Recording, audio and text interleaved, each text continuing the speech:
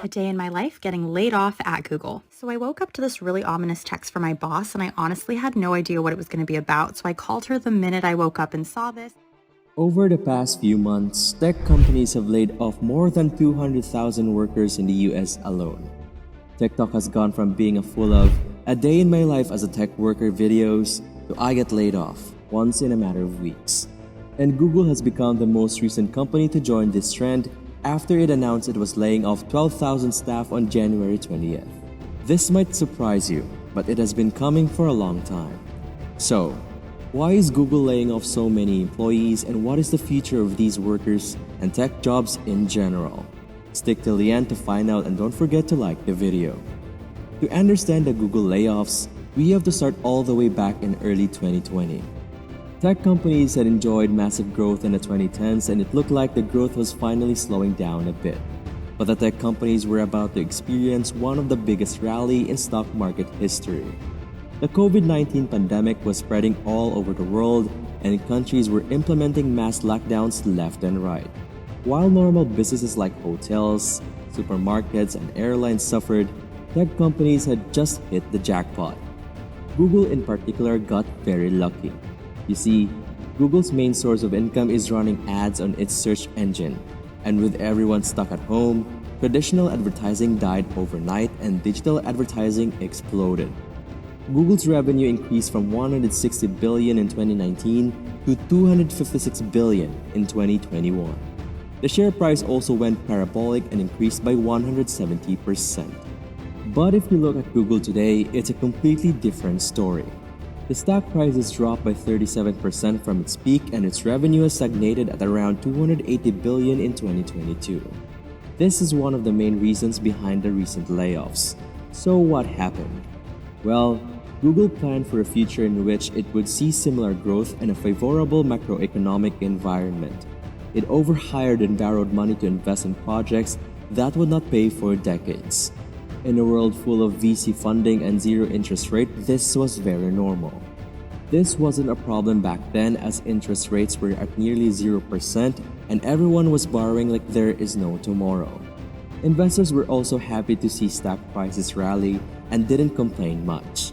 In 2019, Google's long-term debt was only $5 billion. By the end of 2021, though, it had nearly tripled to $15 billion. Google also added nearly 40,000 jobs during this time, so they had big plans, to say the least. However, in 2022, the macroeconomic environment started to change dramatically. Central banks all around the world had printed too much money during COVID-19, and inflation was about to explode.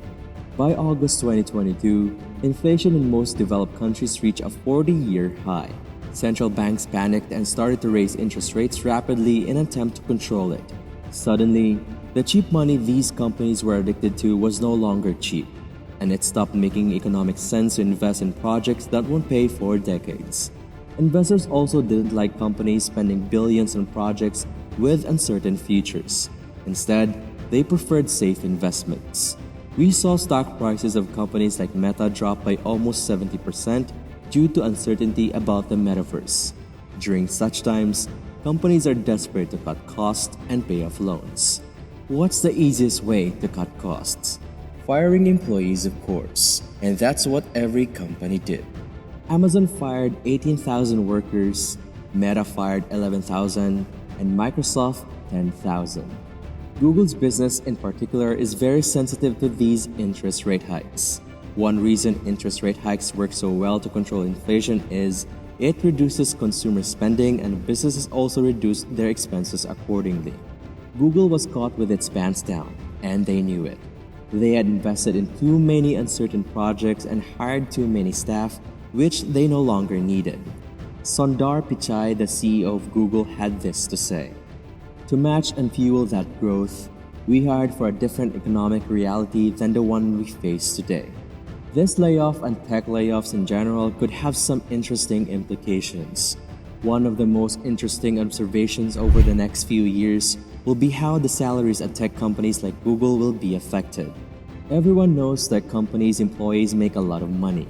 But did you know that the vast majority of this compensation is paid in stock options? And the higher you get, the more you are paid in stock.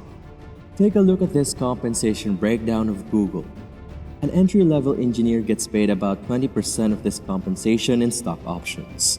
By the time you get principal engineer though, more than 65% of the $1.15 million is paid in stock options. When you compare the actual salary of engineers at these companies with companies like AT&T, the difference is not huge. For instance, AT&T pays its entry-level engineers $101,000 while Google pays $139,000. Why does this matter? Google might not be able to pay its employees such high stock options anymore. And even though these companies have high profit margins in the 30-40% range, they too can't pay such ridiculous salaries in cash. One of the main reasons why tech companies can pay such large stock options is simply because of their rapid growth.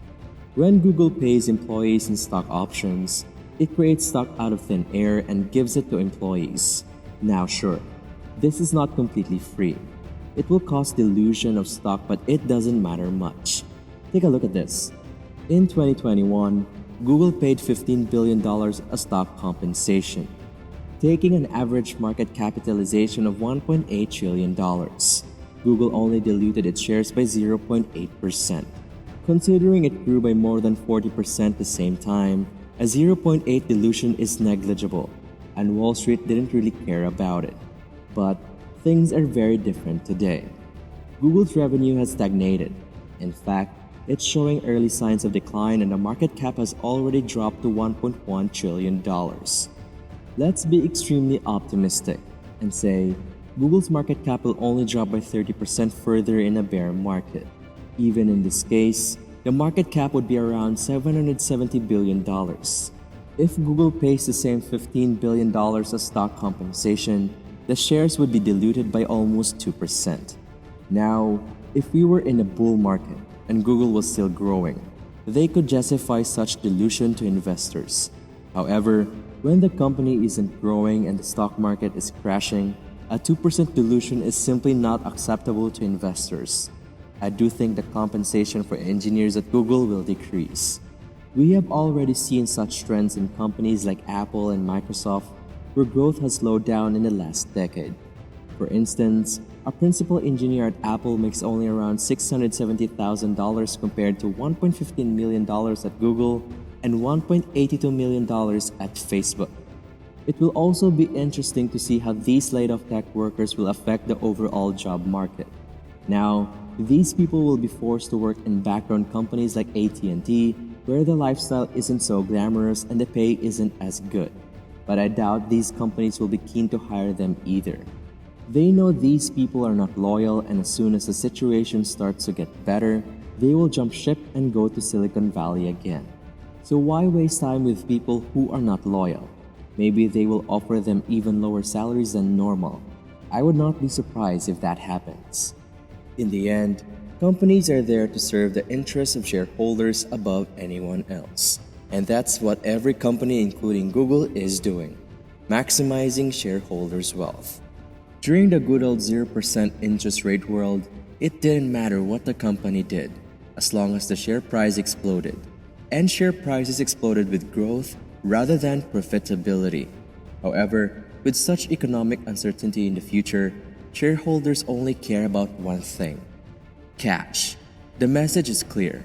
Don't spend money unless you absolutely need to. Don't invest in ideas that will take decades to pay off, and just focus on what's working right now. And the management merely follows what shareholders want. It will be interesting to see how tech companies will adapt to hard economic conditions.